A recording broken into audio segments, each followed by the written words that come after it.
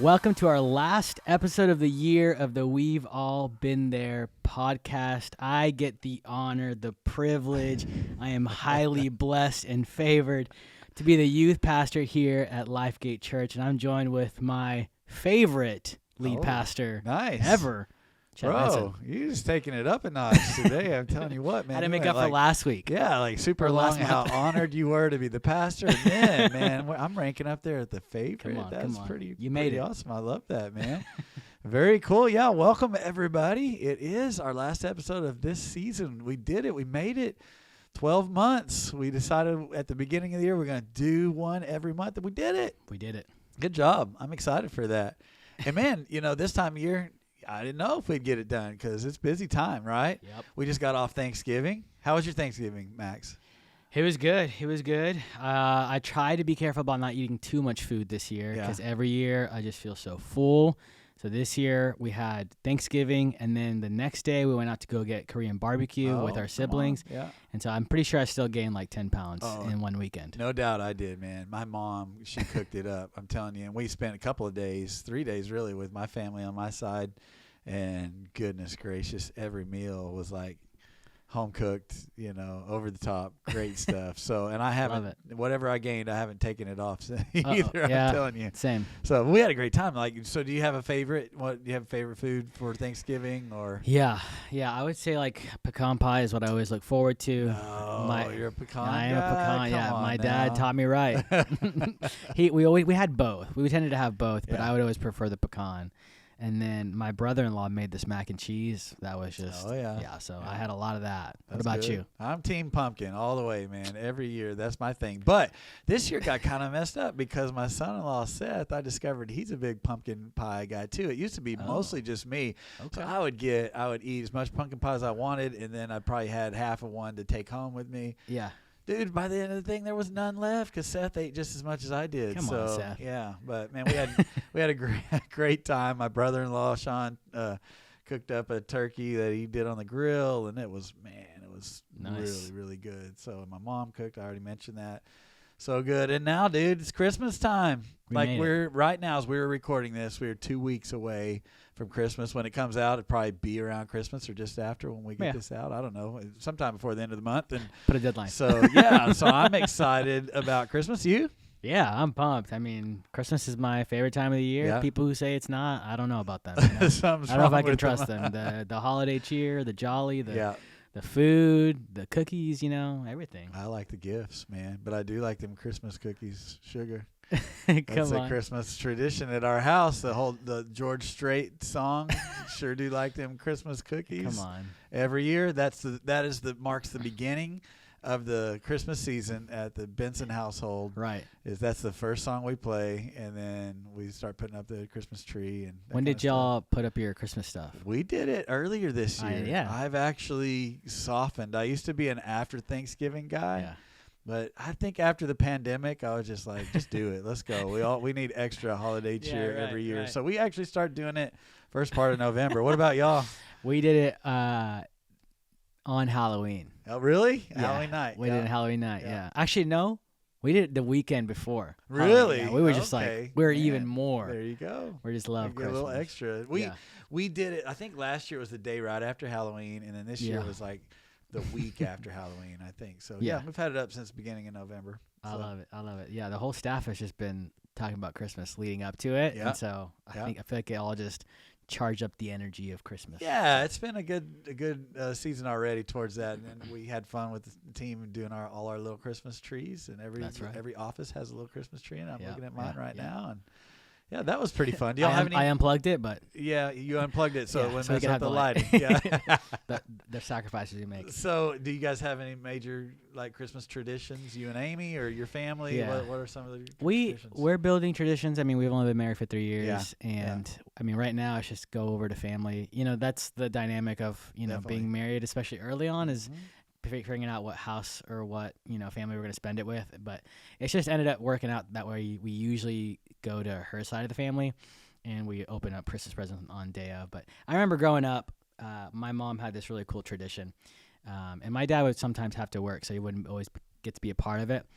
and it was kind of like silly, but also kind of cute. Yeah. But the night before, she would always have a manger scene like set up somewhere in the house.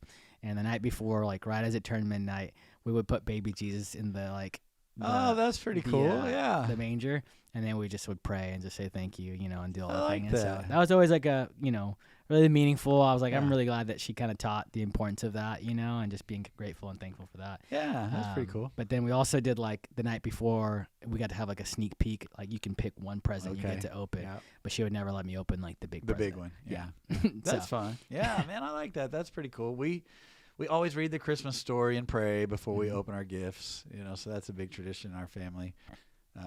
Christmas cookies, of course, is a big Christmas tradition, and I can't think of too many other big ones. I mean, Amber's family, we always did on Christmas morning, Yeah. and she had younger siblings, so even after we got married, we would still go over there because they were younger, and that was still their day. So.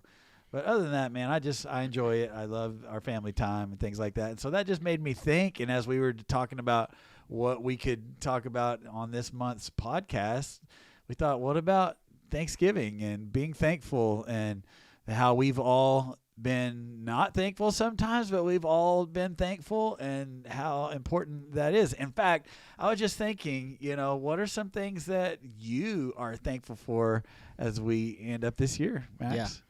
I feel like I have a lot to be thankful for. One of the things, just kind of off the bat, I just think about I've been here for a little bit over a year now, like Yeah. a year and 3 Almost months. a year and a half, yeah. Yeah, so just super grateful that I'm here and part of this church, called back into ministry, and just doing just what God's called me to. Also, just this awesome team.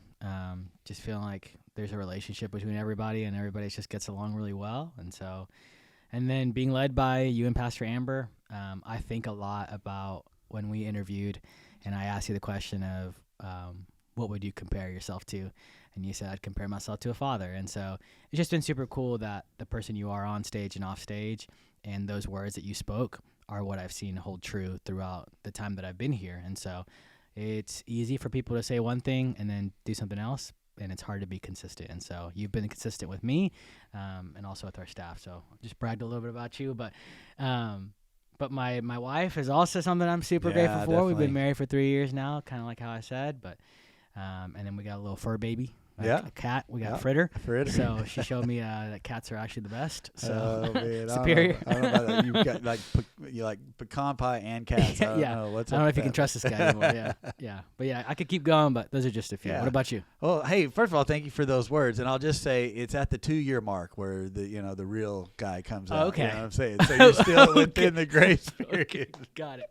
But thank Got you it. for those kind words. I'm thankful for you. In fact, that was one of the things that I thought of is I'm thankful not only that you're here and that you're part of this team, but I'm thankful that you pushed me to step out and start this podcast. It's Yeah. been a joy to do together.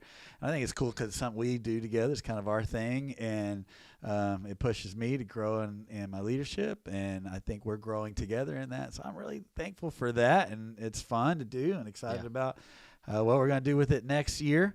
And I'm thankful for our team. Same thing. I've really seen our team really step up and grow in some huge ways over this last year.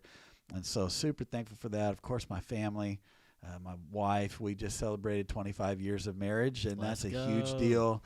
She's a beast, man. She is. She carries so much, and she has such incredibly high capacity, and she loves so well as well. So I'm super thankful for her, our church, so many things that I don't want to bore everybody with the super long list, but I think that there's a lesson to be learned there because, that felt good, didn't it? He did. Yeah. Felt good talking about what we're thankful for, and there's just something about expressing gratitude. It gives you that hit of dopamine. It just has some amazing benefits. It's, in fact, one of the easiest ways to better mental health and really an overall better life is to be a person of gratitude, a person who is thankful. So I thought, hey, let's talk about that this month. And I thought, what are some of the benefits of gratitude? I know you studied that a little bit. Why don't you share what you found on some of the benefits of gratitude, Max? Yeah, I love that research is often just catching up to what the Bible has been Yeah. saying. Science echoes the truth of the scriptures, and here's what's cool is that our behavior changes our biology.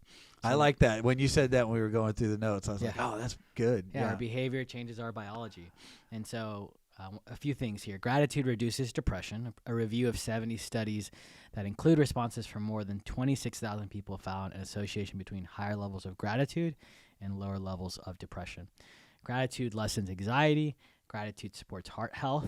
Gratitude relieves stress. And gratitude improves sleep.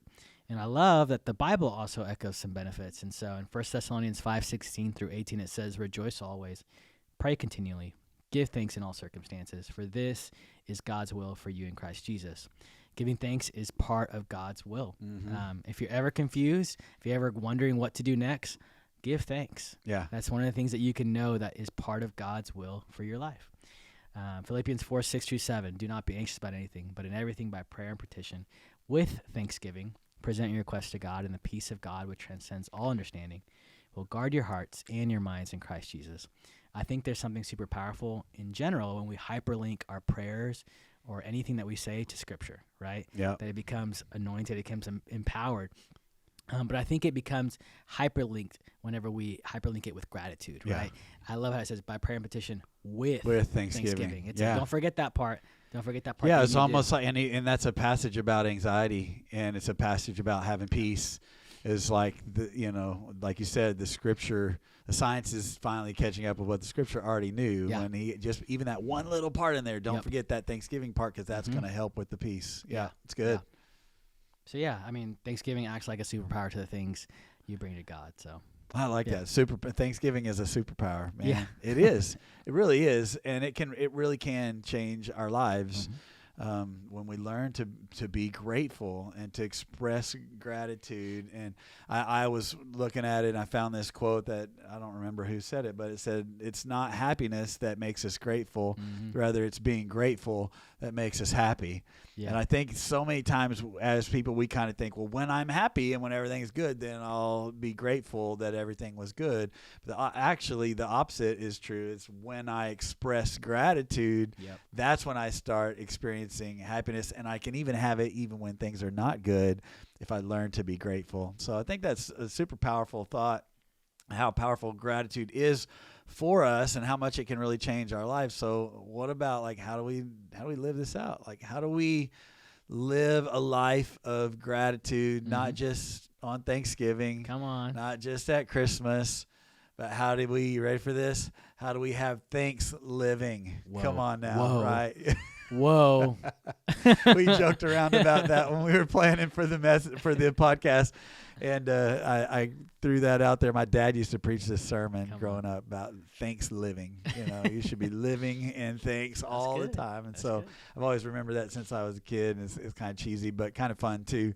But what does it look like to live a life of Thanksgiving and of gratitude? And so I just jotted down 4 things that kind of came to mind when I was thinking about how do we practice Thanksgiving all year long? How do we practice gratitude, not just in the holiday seasons or at the end of the year during Thanksgiving and Christmas, but like every day if it really has that much benefit? And so I put down 4 things. First one was just that we got to learn to slow it down.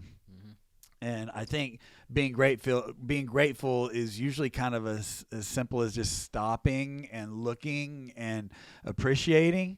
I think sometimes we don't see the things that we were grateful for because we're just moving too fast. Yeah. And sometimes there are things all around us that if we would just stop, we'd just slow down. If we just look, we would appreciate, we would notice, but we get distracted and life is busy and we're just moving too fast. And so we need to practice this habit of regularly slowing down. Yeah. And when we slow things down, I think it's a little easier to be thankful, to experience the things that we're grateful for. In fact, I was even thinking about this. I know Thanksgiving and Christmas, Thanksgiving is Thanksgiving, so it is about giving thanks. But I don't think it's just because we call it Thanksgiving that we feel more thankful at Thanksgiving, because I think we feel the same way at Christmas, and it's not called Thanksgiving, right? Yeah. And I think part of it is that, of course, leading up to Christmas is extremely busy. But on Thanksgiving Day, on Christmas Day, on those, days, couple of days after, things are slower. Yeah. And you have more time to reflect, even after Christmas, in that week after, as you're ending the year and you're going into the next year. A lot of times we're off work. A lot of times we're, a little slower pace, and you start to reflect on the things that happened last year, the things you want to see happen in the next year. And it's in that slowing down, that slow pace, that actually we feel those feelings of thanksgiving and gratitude a little bit more. So I just started thinking, what are a few ways practically that we could slow things down so that we could be more grateful on a regular basis? And I just wrote down a couple. Like, one could be just sit in the quiet every now and then. I know most of the time for me, I've got music going, or a podcast going, or an audio book going, or the TV going, or YouTube going, or my phone going, or something like that. But there's just something about a great regular practice of just, even if it's just 5 minutes every day, just having a chair that you sit in and you sit there with nothing else going but your mind and your thoughts. Yeah. I think when you slow down, eventually your mind's going to go to things that you're grateful for. Turning off the radio in your car, that's another one. When you're driving, I know a lot of times I feel the air when I'm in my car too. As soon as I get in there, I'm turning on my Spotify or turning on my podcast or something. But I know sometimes just leaving the dead air and while you're driving the car, really slowing down can cause your mind to go to the things that you're grateful for. Taking a walk.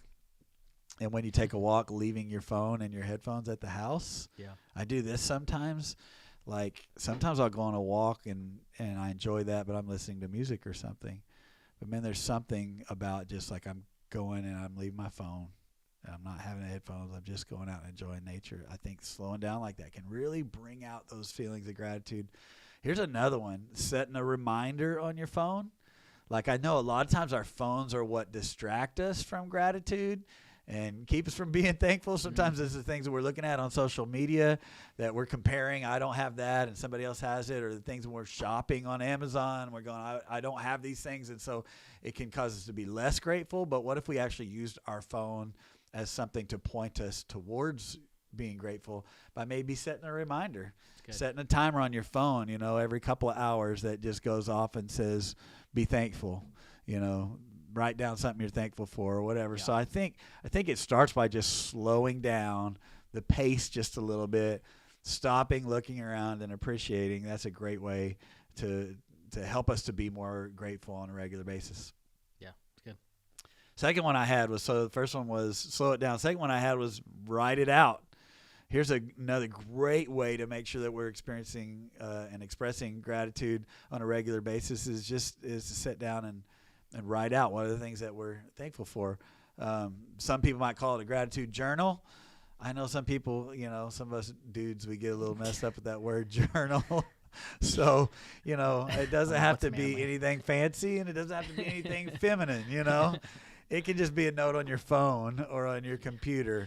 But just, getting your phone out, your computer out, pad and paper or something out, and just writing down what are the things that I'm grateful for. I put a couple of thoughts ways that you could do it practically. You might write down 3 to 5 things. If you just took a minute and said, hey, I'm going to write down 3 things that come to my mind that I'm thankful for, just write that down. Yeah. Or maybe you could set a timer and say, hey, in 5 minutes, how many things can I come up with that I'm thankful for in 5 minutes or 3 minutes or whatever. Another way you could do is you could set a goal and you could say, hey, I want to write down 50 things that I'm thankful for this month. Those are just ways that you could express gratitude by writing it down. So you're gonna slow it down, then you're gonna write it out. Then number 3. You ready to go number 3? Yeah, I mean, it's crazy. I actually had the same thought before we even went over our notes together. This whole idea of keeping a journal, and if that's something you struggle with, to think about what you're grateful for. If you find yourself getting down in the dumps, even if being discontent in your life, it's just super important for you to do this, Yeah. And it's important for everybody, obviously, but not only is the daily consistent practice, but revisiting is super crucial, because there will be days that you're not grateful for your situations. You may have a tough day, but you can look back and see what God has done. And that's honestly one of my pet peeves is whenever you take notes, right? Mm-hmm. And you never go back on your notes. It's like all this wisdom that you have stored up that you can look back on that was true then and maybe even more helpful now. I liked that, yeah. When we were discussing this, when you were talking about revisiting those things. So I know I do that. I take notes really just, it's almost like out of respect for the person that's speaking, Yeah. I'm going to write down what they're saying, but oftentimes I don't go back and look over them again. And so I think it's the same way. Like sometimes I read books and I underline things and I never go back and reread what I underlined. Same thing with our gratitude journals. Sometimes it's great to just pull it out. That's why I like it on my phone, because I just have it all the time, and you can search it and just going back and going, here's the things that I remember. Oh, I'm grateful for that. Or, oh man, I was struggling through that back then and I don't even struggle with that anymore. And look how far God has brought me and things like that. So I think it's so important that we slow it down, we write it out. But then number 3, gratitude or thanksgiving needs to be passed on. So we pass it on. And this is something that my counselor taught me, is that thankfulness is felt, but gratitude is spoken. It's good. There's a difference. Like thankfulness is something that I feel, but when it goes beyond just feeling it and speaking it, that's when it really becomes gratitude. Because you can be thankful without expressing it, and that's a good feeling. But when you express it, that's when it really becomes gratitude. In fact, the proverb writer says like this in Proverbs 16:24. He says, "Gracious words are like honey, sweet to the soul and healthy for the body." And it's important there that he doesn't say gracious thoughts. Yeah. He says gracious words, right? Because if I think something, what good does it do somebody else if I don't, unless I express it, unless I say it. And so I can have gracious thoughts all day long, and that will help me, but it doesn't help anybody else until I start to speak them out. And so when I begin to express gratitude, it actually brings a double benefit. Because you think of it like this: I benefit from that feeling of being thankful, but then the other person benefits from my expression of that gratitude.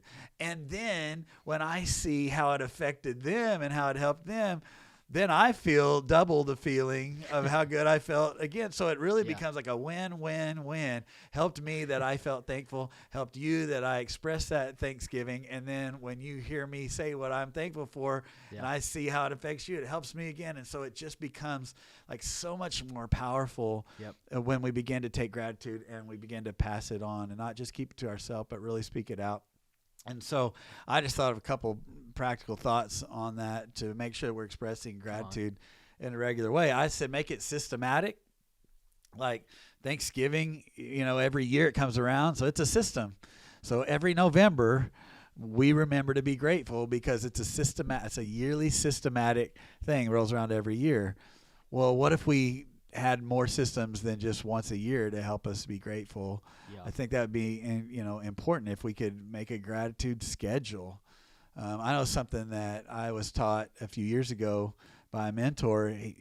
What he did was he had people on a spreadsheet that he was thankful for or that he was in relationship with, and then that spreadsheet would roll around so that he was able to communicate with those people regularly. Like every week he would have 10 people that came up on that spreadsheet, and he would send them a text or give them a call or send them a card or do something to say I'm thankful for you. So I created that for myself. I'm not doing that currently, but for a season I had 30 people on a list, and I had my assistant make a spreadsheet, and then it was like 6 a week or whatever that would be, and 7 or so a week, and I would send every week 7 text messages to people, like 1 a day or whatever, and I put it in my schedule, and it just helped me to express that gratitude on a systematic, regular basis. We do that with our life teams here. Every single Tuesday when we have our staff meeting, we do what we call all-in life team members or all-in volunteers. And we go around the room and go, who was somebody who was really all in this week? And then whenever, I will write down 2 or 3. And then every week I sit down and write them a card. Wow, I heard that you went above and beyond to serve. I'm so thankful for you. And it doesn't make it less heartfelt.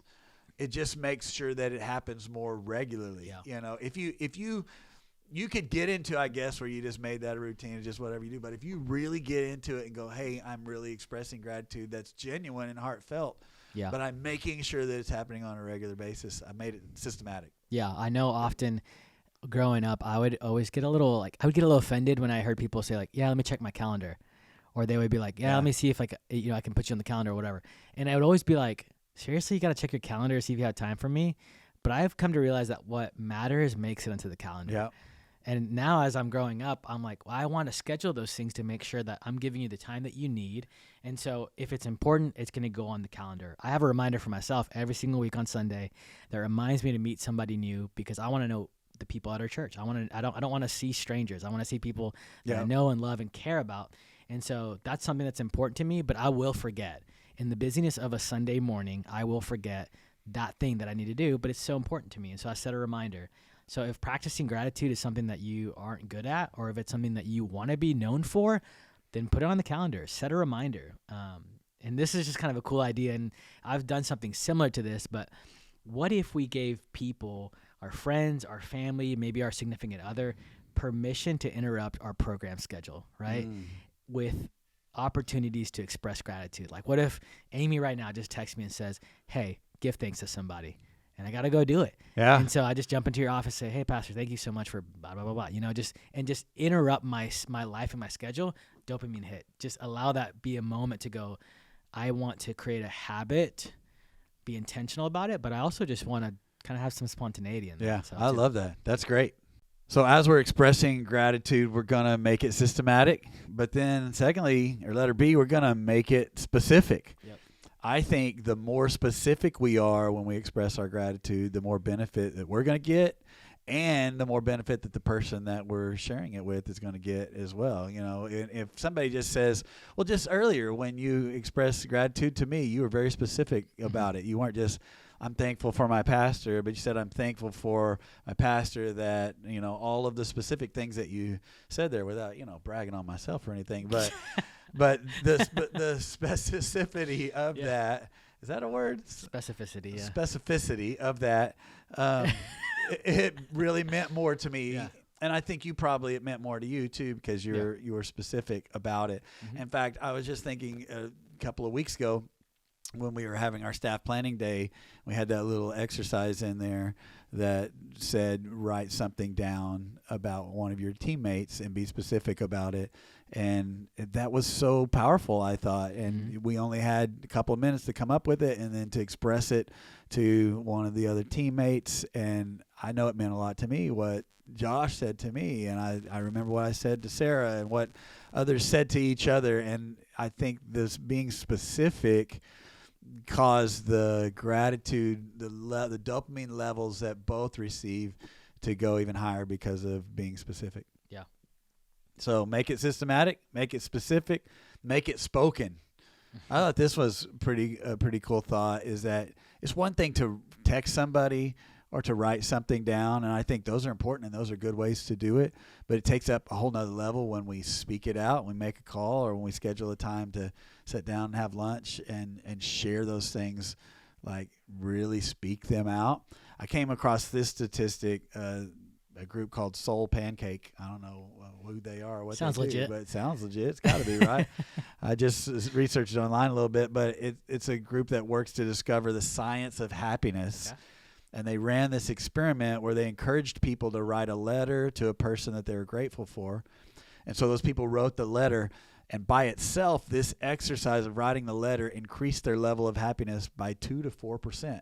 Not sure how they quantified that, but it went up from 2 to 4%, or about 2 to 3 or 4%. Yeah. However, when those same people made a phone call to the person they were thankful for to express their gratitude directly, they reported that their happiness levels jumped from 4% to 19%. Wow. So pretty cool. Like I said, I don't know how they quantify how percent of happiness levels. Probably just ask them how they felt. But when they wrote a letter, it was, 2, 3, 4%. But when they spoke those words, it was more like 18, 19, 20%. Yeah. And I thought that was pretty powerful. Yeah, that's good. Yeah. So how are we going to express gratitude more often? We're going to slow it down. We're going to write it out. We're going to what did I say? Write it out. We're going to pass it on. Number 4. Ready? We're going to offer it up. Okay. And this is just about worship. It's great to express gratitude to people, but also we need to learn how to express gratitude towards God. Mm-hmm. And that's why it's important to be part of a church. It's important to be in worship, gather on Sundays. Because when we spend time in worship and when we offer things to God, it just reminds us of how faithful He is. And that's one of the reasons I think that obviously worship is not for us. Worship is for God and to God. Yeah. But boy, we benefit from it as well. And I think one of the reasons is because it reminds us of God's faithfulness, and we experience the benefits of gratitude when we are worshiping. I heard somebody say recently, gratitude is felt when the gift you received is not earned or deserved. And I thought about this, like it's one thing when I get something for doing something. Yeah. Like, I worked hard, I get a paycheck. I'm still grateful for that. Come on. Somebody. I'm happy about that, and I'm thankful for that. But it's a whole nother level of gratitude when I'm getting something that is truly a gift, when it's not like I didn't earn it, I didn't deserve it, but I receive it, somebody gives it to me. Then, man, my levels of gratitude go even more. And that's what it's like to be rescued by God. That's what it means. Like, man, I don't deserve it. I couldn't earn it. We could write a song like that, right? Stop. Yeah. I kept singing it in my head. But, I mean, when we think about, though, how good God has been to us, that we don't deserve it. Yeah.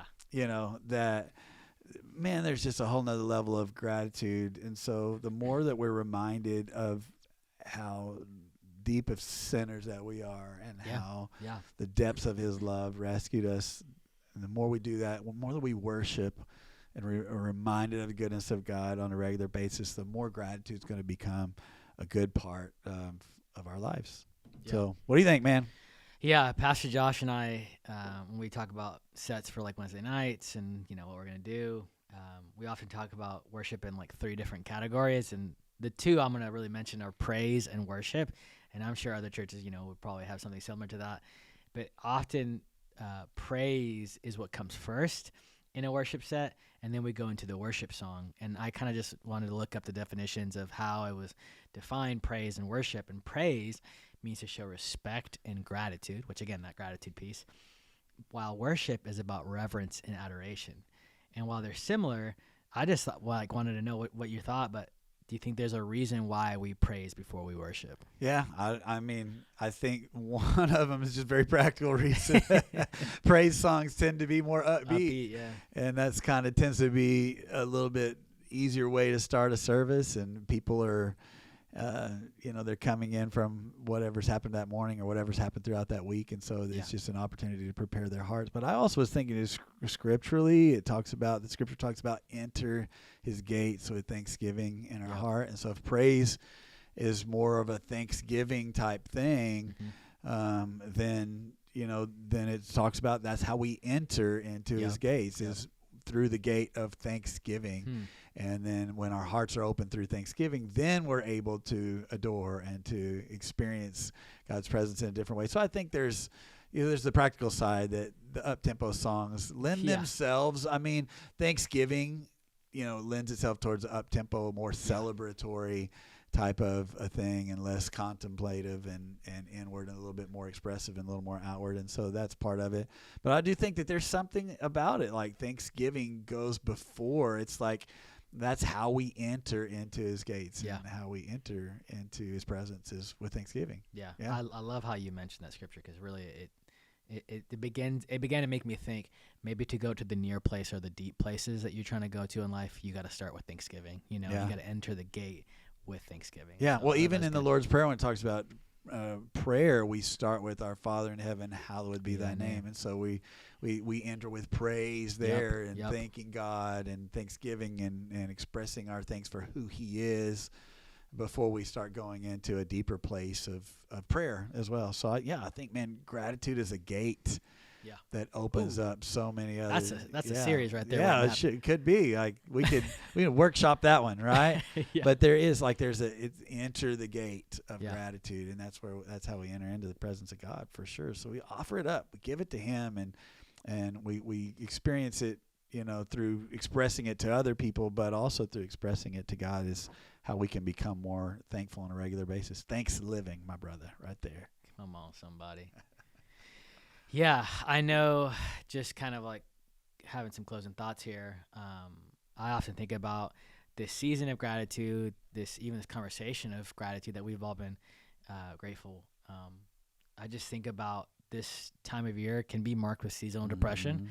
And with it being winter, being the holidays, it's like polar opposites. I know for myself, this time of year is like I am my happiest. I am my most excited. I love wearing layers. I love being around family. There's just so many things associated to this time of year that, bring a lot of joy to me and a lot of happiness and a lot of gratefulness. But I'm not naive and I'm not unaware that during this season there's also possibly the hardest season that people will go through with loss, with separation, feelings of distance from family.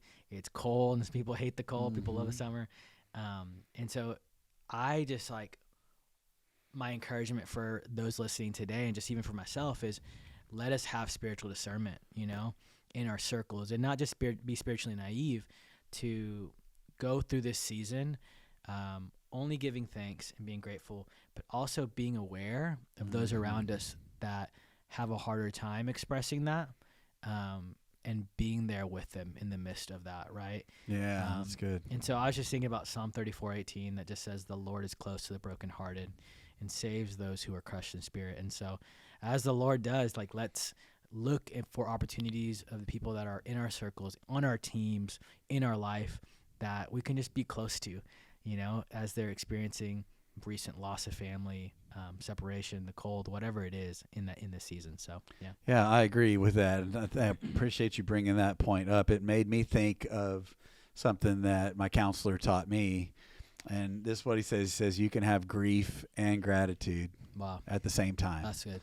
And, I know a couple years ago, I'm so thankful I haven't lost, a family member or something like that who has passed away, that I'm close to. So I'm thankful for that. But we had a season of loss with the pandemic and losses that we experienced in ministry and things like that. It was a difficult time, and I went through a deep season of grief and of grieving. But at the same time, I was able to be grateful for the things that I did have. And, this season does bring all those emotions, and there are those that have experienced loss over this last year or loss over the last several years or whatever, but this season brings that back around on a consistent basis. I was just talking to someone on Sunday. I know they're coming up on a year since their spouse passed, and this guy's always a jolly, fun guy, but I just put my arm around him yesterday and said, look, I think about you often, and I pray for you often. Yeah. And I know this season's going to be hard, and I know coming up in January when you come on that anniversary is going to be difficult, and I want you to know that I'm with you, and I expressed that to him. But so I know there's grief, but there can also be gratitude in the middle of that. In fact, this is what I thought would help. It set me free, and I think it could bring freedom to people who have experienced loss and are going through that grief. And that is this, you're not being disloyal to what has been lost by being thankful for the things that you still have. And I think a lot of times where we get is that we're afraid to be thankful for what we have because we feel like we're being disloyal to the person or the thing that we have lost. But those two things can exist at the same time. I can be thankful for what I have while still being sad and being broken by the things that I have lost. And the truth is, it's really only by God's grace that this can happen. Yeah. But through his grace, we can experience gratitude even in the midst of the times of grief. So we want all of our listeners, those that watch on YouTube and those that listen to the podcast, that we're really grateful for you. And I'll just look in the camera and say, we're grateful for you. Thank you for listening. Thank you for sharing. Thank you for being a part of what we're doing here through the We've All Been There podcast. And some of you maybe are going through some seasons of grief, and it's hard to find something to be grateful for. Maybe if you just wrote down one or two little things, the benefit even of just that can begin to bring a little bit of light even in those seasons that you experience the grief and the hurt and the darkness. And so we're super thankful for you and praying for you that you have a fantastic Christmas season and looking forward to a great new year.